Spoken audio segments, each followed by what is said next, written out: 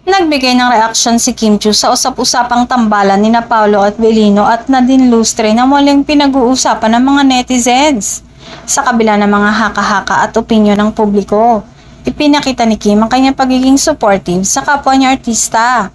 Ayon kay Kim, wala siyang nakikitang masama kung magkakaroon man ng proyekto o tambalan sina Paolo at Nadine.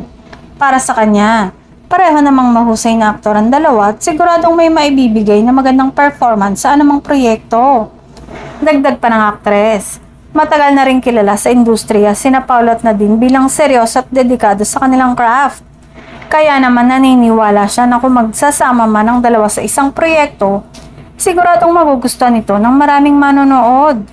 Hindi rin itinanggi ni Kim na masaya siyang makita na patuloy na nabibigyan ng magagandang opportunity ang kanyang mga kasamahan sa showbiz.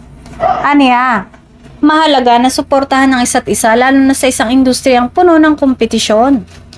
Para sa ilang fans, iginatuwa nilang naging payag ni Kim dahil ipinakita nito ang pagiging professional at bukas niya sa iba't ibang possibility sa industriya. Sa halip na magkaroon ng intriga, mas pinili ng aktres na ipakita ang kanyang suporta. Sa huli, iginiit ni Kim na dapat suportahan ng publiko sina Paolo at Nadine dahil pareho silang mahusay na aktor.